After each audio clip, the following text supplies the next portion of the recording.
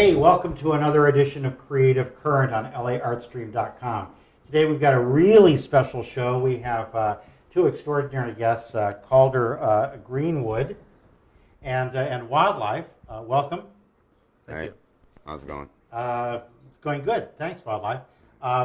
Wildlife and Calder are the creative team, the talents behind some remarkable works of art that we've seen in Los Angeles recently. Probably the most well-known is in the pit in downtown Los Angeles that is the former and future home of the federal courthouse. But for the last couple of years, it's been a big hole in the ground with some water in it. And these guys got some attention when they installed a piece, and I'm going to let Calder describe it a little bit. Sure. We both had the same idea at different points in time, and within about 5 minutes, decided to collaborate and to do that, because we both knew the lot, and we both had a different idea for what to put in it. But the sunbathers just seemed like a natural. So we just set to making it once we decided to do it. And I think within 2 weeks, if that, of deciding to install, it was up, and that was that. Yeah. Well, Wildlife, what was actually the process for creating these things? I'm using cardboard. But that's readily available in the neighborhood, and it's free material. Yeah. I think that when Calder and I met, we immediately agreed that it's something we could do fairly easily. And we set to work right away and went over and scouted the site and made a map, basically, where we would go in and where the sunbathers would look best. Well, what I thought was particularly remarkable about the piece was that even though the figures are up close, you can see they're relatively crude and that they're made of simple materials, cardboard and paper mache. But from a distance, they were remarkably convincing. Yeah.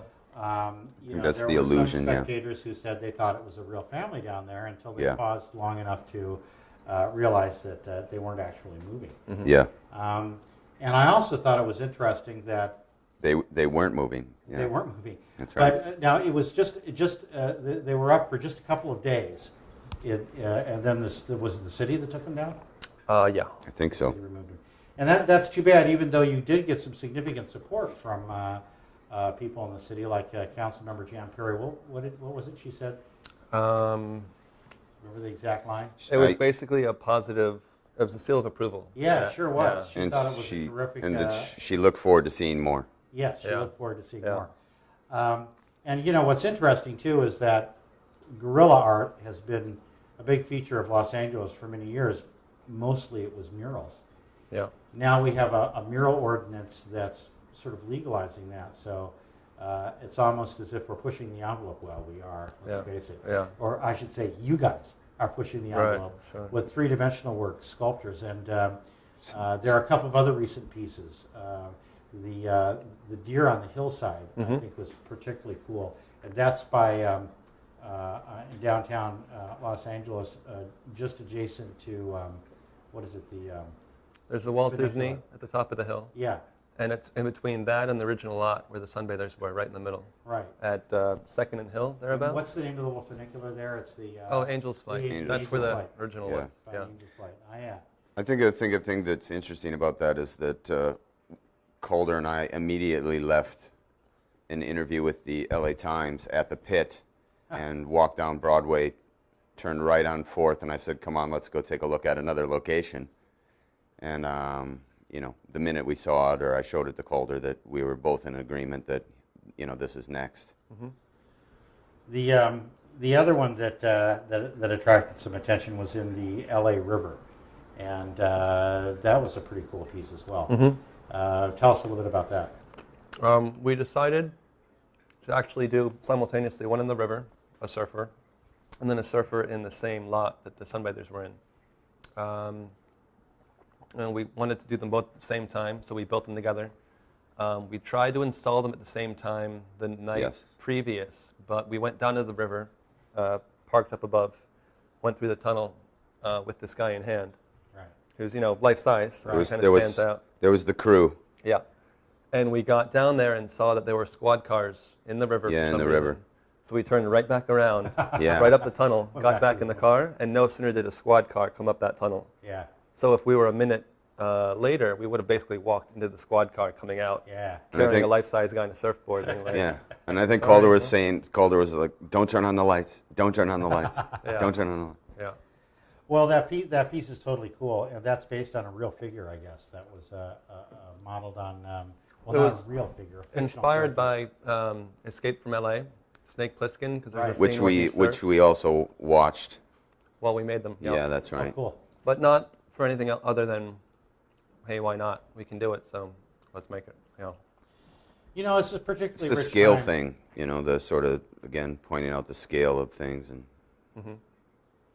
Yeah, you know, it's a particularly rich time to be doing these kinds of things because I noticed in urban environments around the world, particularly Europe, we're a little bit behind in this stuff. There's a more playful attitude towards art that enlivens the environment. I think that's one of the things that Jan Perry said about this stuff. Is that it really, it's a playful way of enlivening the urban environment. And it's funny that you have to start being a guerrilla artist Yeah. to push the envelope to make people recognize its value. well, True, if you tried to go through the bureaucracy, you'd never get anything done. Yeah. I mean, you'd get so wrapped up in red tape, and you have to talk to this committee, and that committee refers you to another subcommittee, and then some other organization needs to weigh in, and then you got to seek approval of 15 different people. By the time you go through all of the, rhetoric to actually put, say, a string of balloons on the end of your fence, it almost becomes, a waste of time. So I think the thing is just you just go do it Yeah. and deal with the punishment afterwards. Of course, one solution is to do it on private property. And I know that another recent piece is here in the Arts District, a sort of 8-foot tall Easter Island head that I saw you guys install the other day. That's a really cool piece, particularly because it's on a traffic island. That was all him. So. Oh yeah, that was all you, Wildlife. Well, again, that site, as a site is concerned, I've considered that site many times over the years, and what could you do with it? The fact that it's an island really didn't occur to me until somebody mentioned it, and then it's sort of befitting. The Easter Island head, I had watched some program that the bodies have been revealed underneath, and it just astounded me to think that up until this point nobody had really considered the idea that there was actually a full body under these heads. Yeah, that is astounding. Yeah. And then Calder had given me, what's the name of that video game? Mind Game? Mind Game. And the opening credits of Mind Game is right. animated sequence of clouds passing in front of the Easter Island heads, and then they turn into birds. And the minute I saw that, I was like, that's what I'm doing. Calder was off to New York, and he was going to do a paper mache installation there. And then while he was gone, this is what I'm going to do. I'm going to do an Easter Island head. Yeah, another nice thing about working with paper mache and what you do is that you can put these things in challenging locations, and if they get trashed, it's not as much of a tragedy. I mean, I think it's a small tragedy. Sure, yeah. But, I'd like to see you go ahead and build one, Jonathan. no kidding. And then No, watch somebody smash it. But I'm saying it's not like an expensive steel and glass piece with lots of expensive materials involved, and there is something cool about work that is inherently transient. Mm-hmm. It's because the urban environment changes around us. It's ephemeral in some respects. Everything's kind of here today, gone tomorrow. Exactly. And and also it's kind of nice. Your objects are mostly organic. I guess the Easter Island head is sort of the exception to that. But they're, you know, one of the things that's cool about it is like when people looked at the installation in downtown, they had to wait to see if anybody was going to move. Right. Yeah. If the pieces move. Well, somebody may come out of the Easter Island head yet. You never know. I noticed that there are some features on there that are relatively mysterious, and we'll just have to wait and see what happens. Yeah. And we'll have to wait and see what happens with the property owner. I know the property owner has not noticed, or if he has, doesn't care. What's the typical longevity? 4 hours. Yeah, I think. Less the deer. The deer, that's, again, you have the quagmire of bureaucracy. That sort of slice of land there was part of the CRA, which has been disbanded. Right. So there's nobody really there to, march in and... So the deer is still there? That was interesting in terms of longevity because they've been up for at least 2.5 weeks, I think it was. Cool. But the rats were eating them because the flour in the paper mache mix was too tempting for them. So they actually felled the deer. So we went back, took them out. They were ambushed. Yeah, we cleaned them up and have since put them up at a new location. What do you do about the rats? We'd like to get it on video. I think it'd be kind of cool. Sort of them stalking the deer. I imagine they're apprehensive at first, and then then it's a mad pounce. And there's kind of an ethical or moral challenge. You don't want to poison the flour. Yeah. Yeah. You want to live with the rats, Yeah. I guess. I love rats. Well, who doesn't love rats? Yeah. We have a great rat mural in the Arts District as well. So what is? Do you guys are there plans that you can share with us about installations you'd like to do in the future? What is your wildest dreams? What would you love to see? What would you love to be able to do? What I would love is to do some giant, maybe 1 or 2 story tall robots. Oh, cool. Like Rock'em Sock'em style that can fight. Yeah. Or you can control the arms to hit each other. Yeah. But that's going to take some figuring out. Yeah, that's right. Yeah, knock the head and... Yeah. And it's still doable out of paper mache. I've just been trying to think of a way to get a lever. Yeah. You could actually stand behind it and pull an arm and have it whip up. Yeah, we Or were swing. talking about that, some mechanical mechanism. Yeah, so that's a possibility. And then we could charge an entrance fee. Yeah. And you could come pull the gigantic Rock'em Sock'em robot arm. That sounds excellent. Any other urban installations that are immediately planned? I'm going to do what I love. Or do you want to, or should that be something that we embargo a discussion of because we don't want to give it away? It's a plan, but it's more fun to see it up here, I think. Yeah, we have a few things in the works. Yeah. Pershing Square? Maybe.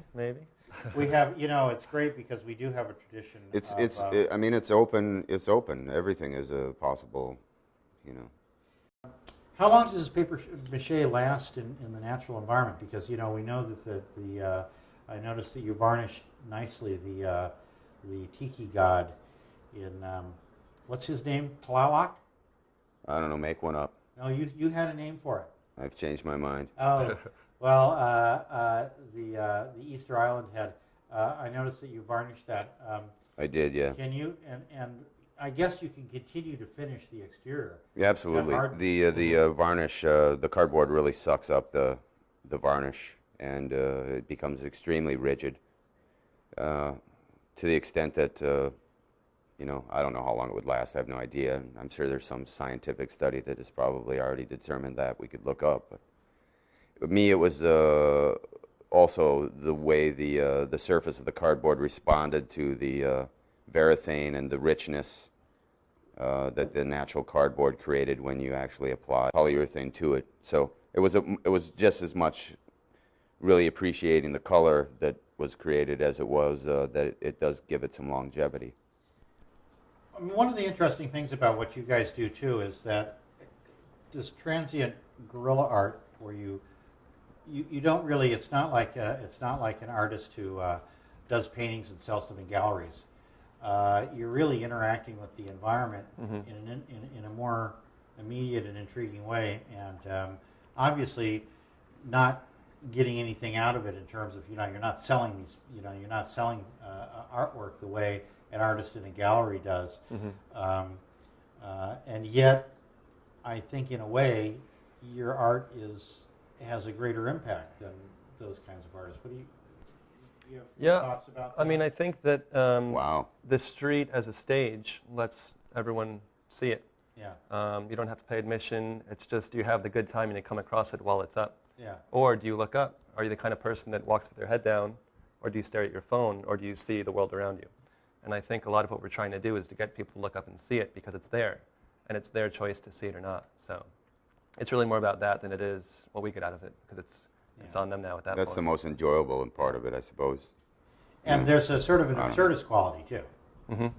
I mean, I've had art in galleries, and I enjoy just as much watching somebody walk by and study it. Mm-hmm. So I think the other thing is the juxtaposition. The sunbathers in the middle of the city in a pit, and it's cool because I always thought, that damn hole in the ground with the water at the bottom. I like it. Yeah, it's cool. But when you put the sunbathers down there, suddenly it's suggested. It's even cooler. And the surfer in the LA River, it challenges you to think about those environments in ways that you. I think it's like Jan Perry said, you look around your day-to-day environment and it's all sort of the same gray urban environment, and suddenly you inject this new element into it that has some humor, it has some, and it sort of makes you think about stuff in a different way. Yeah, I think it's all about perspective in that sense, in that, like the dirt lot, if you see it wide, it's one thing, but if you just focus on where the sunbathers were, it's almost a beach. Yeah. If you just kind of zone in on that one spot. Same thing with the deer in the field. But the fact that this environment is in a different environment, you're starting to see it differently. So that's kind of what we're going for. Yeah. And I think the thing, too, that the sunbathers were sort of out of their element in extreme contrast, and then the deer, on the other hand, they fit right in as if they almost naturally belonged there, and that would be something they would be doing, in the course of their day-to-day lives. Let me ask you about your experience of installing this and people challenging you about it. What happens when you have those kinds of situations? Well, so far we've been lucky in that it's gone pretty smoothly. The first one might have been the most challenging with the sunbathers because we weren't quite sure how to do it. We had a game plan. Yeah. And like Wildlife said, we had a map because we decided to go in from this angle, cross over the fence here. And when we threw over Mama Sunbather, her arm got caught on the barbed wire and ripped off. Oh, geez. But we came prepared with duct tape for worst case scenario. And we were in and out, I think, in about 5 minutes. About 5 taped minutes, the arm back on, Cool. set it up. And again, we got to the ground to find out it was a lot harder than we thought. So we couldn't even nail Incredibly it in. difficult to deal with. Yeah. Yeah. It was just caked and hardened. But each location has a different challenge. Some are really easy, but that's the fun of it, is getting through the fence somehow, over it, under it, around it, whatever it is, and trying to get that location to work. For me, too, I've always, in terms of authorities or security, I've been really, I don't know if you call it luck, but I tend to engage them as if they were, as human as you and I are. And I've been stopped by the police before, and I explain what I'm doing and who I am and the social implications of the project that I'm undertaking at the time. And, I've literally had Officer Christensen say that I could continue doing what I was doing as long as I, made sure my signs were facing in the right direction, and he drove away. Yeah. That's the second time, that's the first time, and the second time I was also stopped by district security, and Well, it's funny you mentioned that about the, I you know, also talk my way out of that too by engaging them and how's their day and what's going on with them and what do they think, and not I don't run. I guess that's the. well, it's interesting about appealing to their humanity, because Calder obviously is a human being, but you are clearly, you know, a cardboard cutout figure with a funny hat and Yeah, it's harder to and handcuff. antennas and horns made out of tinfoil. Yeah. So how has that given you an advantage in terms of doing what you do? I blend in really well. And he's with- good at getting under the fence. Yes, Right you under. can, you can That's slide right. Or- because you really are, you know, only about 1/8 of an inch wide. I can jump too. Yeah, he's really light. Yeah, Excellent, excellent. he doesn't carry things that well. Nope. Well, have you ever been confronted by law enforcement in doing what you're doing? So far, Sort so of. good. I mean, to the extent that when we did the LA River, like you mentioned, Calder, Yeah, the police were there, but they didn't see us. And I mean, the police they go past. I mean, you see them. It's, you know, I think the more you're a part of your environment and not acting suspicious, the less likely you're to stand out. That's true. If you act like you belong there, And we do. you get away with just about anything. even if we're carrying deer under our arms. Yeah, Yeah. Like, that's mm, right. okay. Yeah. Yeah. Well, I mean, actually, you share the story of coming out of the pit the second time, Calder, when we crested the hill. Oh yeah, we were in the middle of the pit. We had finished setting up, and we were running for the gate. And there's a clearing that's maybe 40 feet wide. And we were halfway through as a police car was about to turn on the street. So we just turned right around, ran right back to the hole, jumped back in it, and we're waiting there like this as the cop car rolled by, just hoping that it wouldn't stop and look our way. And he just kept going, and we got out, and that was that. So. well, in Los Angeles, you know, when you see people carrying full-size papier-mâché deer down the street, you know, this being Los Angeles, people may think, oh, They're up to something creative as opposed to, yeah, or they're with a film. yeah, yeah, We're going to a party. yeah, Yeah, of course, you're taking a date. yeah. And wildlife with you, you know, with a papier-mâché sheep, Deer. or papier-mâché deer, I guess you probably would go well together. We get along, yeah.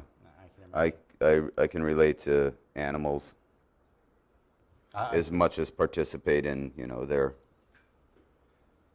crazy life they're living. Yeah, I don't think we should push this too much further. I don't want to delve into your relationship with papier-mâché deer. So the other cool thing is that I could say some things you could edit out. I think we probably will edit them out already. The other thing is it's great that the city, although they've sort of been quick to remove some of your pieces, that there have been no consequences. And in fact, As of yet, yeah. that I think that's kind of cool, and that's kind of encouraging. Yeah. And I think it's just a great way to enliven the urban environment, make it a challenging place, and provoke people to think a little bit differently about where they live. So I think the work that you guys have both done has been a wonderful addition to the urban art scene, and it's really nice that you've been getting some attention. Yeah, absolutely. Yeah. It's all right.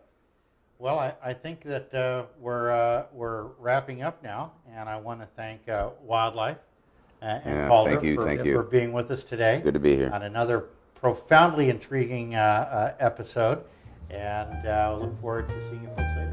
Thanks, guys.